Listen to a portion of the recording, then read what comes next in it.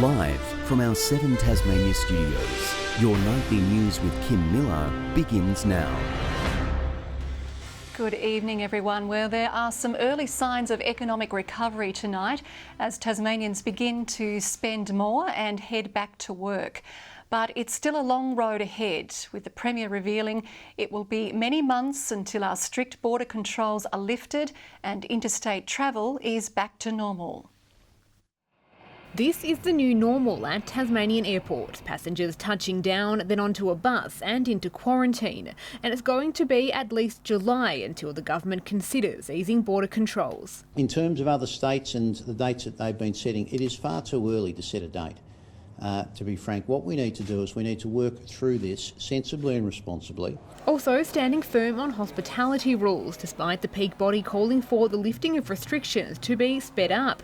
It's a plan the Premier quickly ruled out. The worst thing for the THA and its members, or for any other business group, would be to reopen and then have a second wave and be the industry that caused that second wave. We don't want to see this virus spread any further, and especially not through our venues. We put health first, but if we're getting 0 cases and other states seem to be behind us in certain aspects but then opening venues quicker, we'd like to see some of our venues open quicker.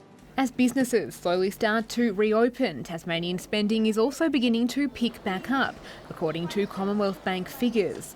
The Australian Bureau of Statistics also reporting jobs are starting to recover, with payroll data suggesting employment rose 0.8% in the last part of April.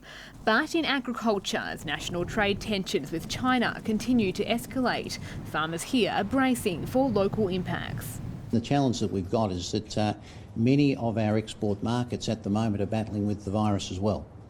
And so there is not an easy fix with a trade mission to India or to Asia. Our economy's very reliant on the global economy across a number of our key industry sectors, and agriculture is one of those. So it is something that we do need to be very mindful of. Uncertain times still ahead for many, despite the state slowly returning to normality. Michelle WISBEY, 7 Tasmania News. The deaths of 2 Tasmanians diagnosed with coronavirus will not yet be counted in the state's pandemic reporting. A man and a woman, both in their 60s, died in the past 2 days at the Northwest Regional Hospital.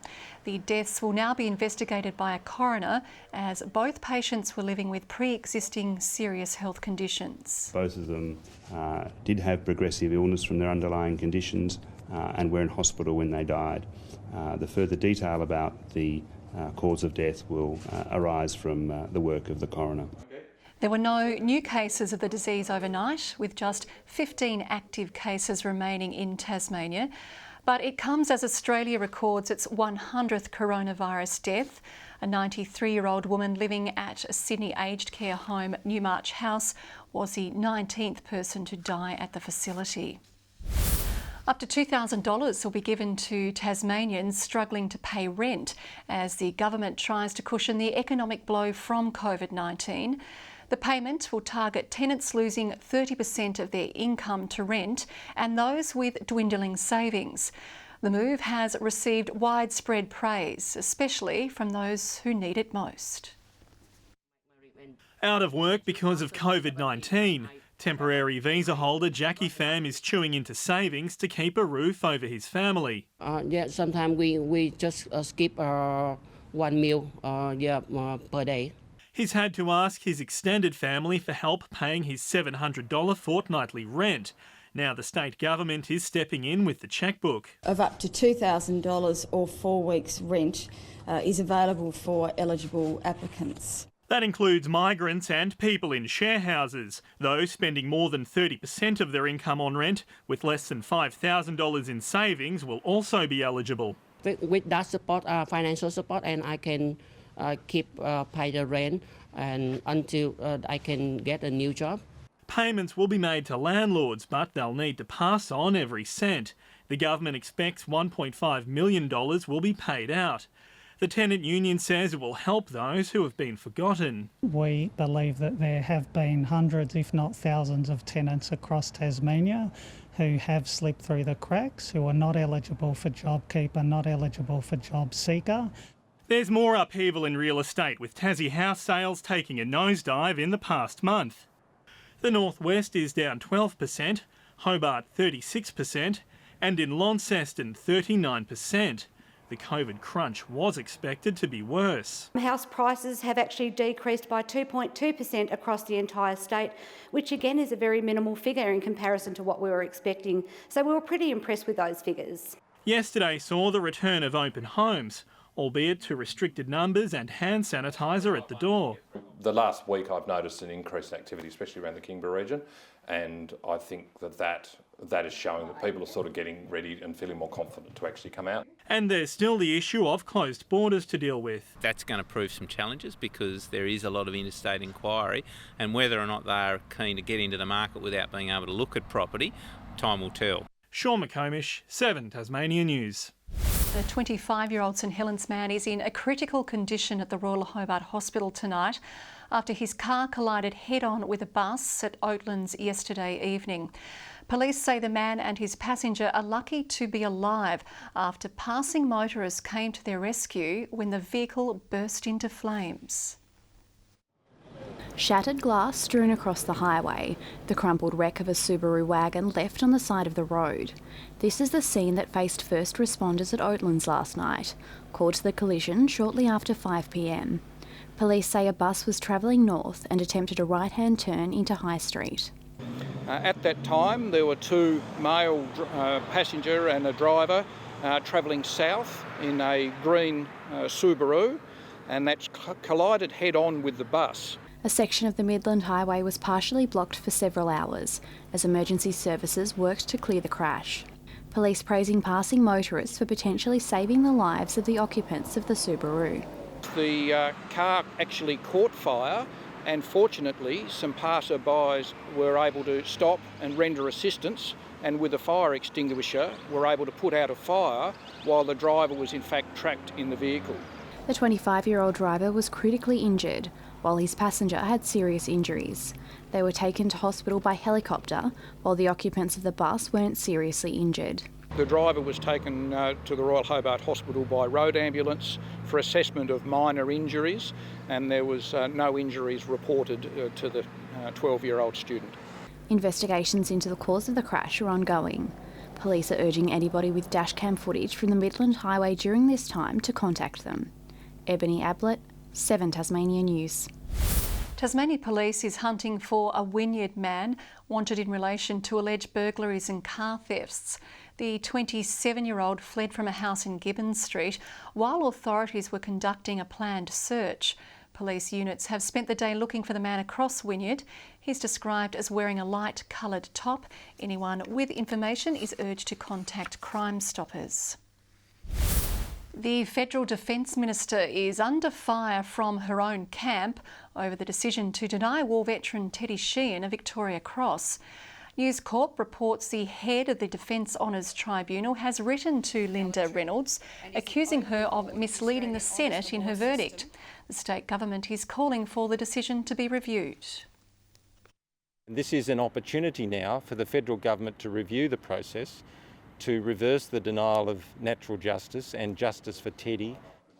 The government says it has written to the Prime Minister to seek clarification over the matter. Vision appearing to show a racist tirade has emerged in Launceston. The social media post claims a group of friends was subjected to racist remarks about coronavirus. Items were also thrown at them. The Attorney-General says cases of abuse should be reported to Equal Opportunity Tasmania. That type of behaviour is deeply concerning to us as a government. It's deeply concerning to me as the Attorney-General. Police say violence and intimidation will not be tolerated in the community.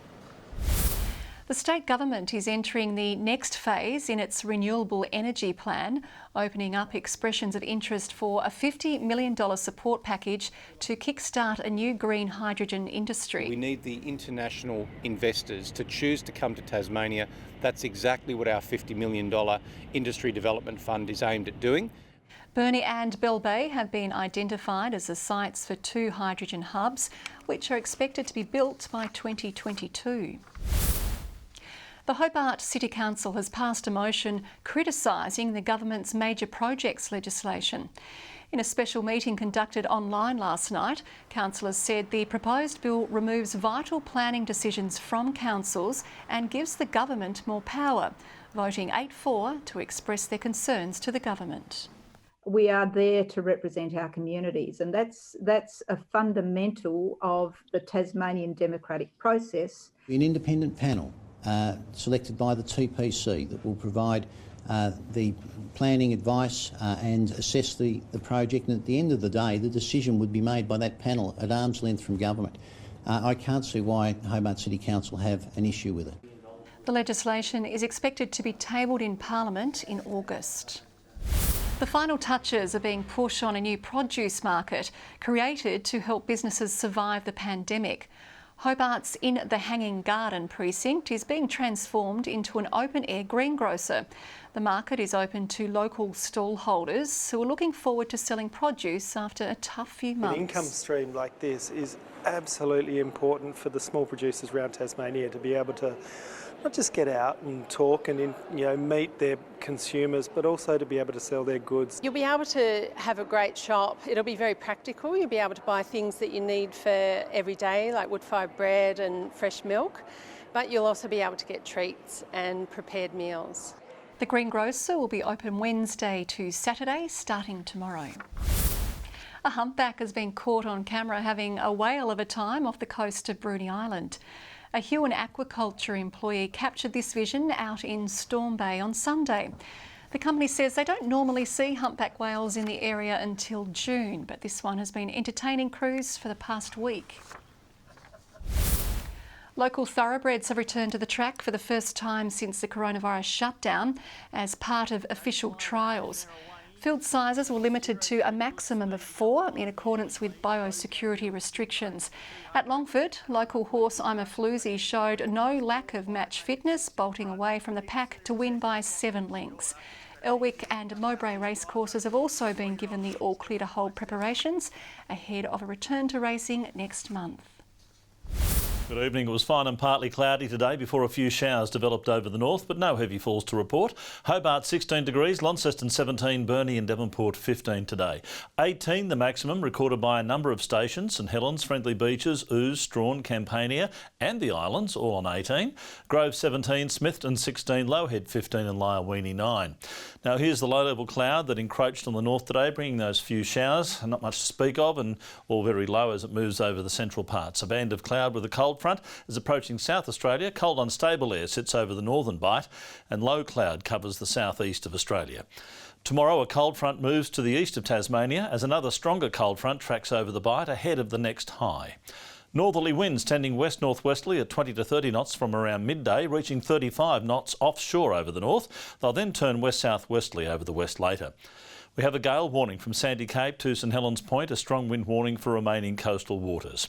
Forecast for tomorrow, a little bit windy I guess, an afternoon shower for Hobart and 17, 15 for Geefston with a shower, Bothwell 16 degrees.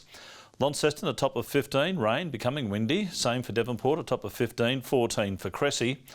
Burnie expecting 15 degrees, rain and wind. Rain for Strawn 15, Curry on King Island a bit of wet weather too and 14. 16 the high for St Helens, shower or 2 for Swansea and 17, 16 for Orford. On Thursday, showers over the west and far south, partly cloudy elsewhere. Morning frost patches on Friday and fine apart from the west and far south again. And on Saturday, showers through Bass Strait, the south and east. Partly cloudy in Perth tomorrow, showers increasing over Adelaide and developing later in Melbourne. Sunny and 24 in Sydney, 24 as well in Brisbane with a shower or 2. Partly cloudy in Hobart, 15 right now, 13 in Launceston, 13 in Devonport. That's the way it's all shaping up for tomorrow, Kim. That's all your news for now. I'll be back later with updates. Thanks for joining us tonight. Good night.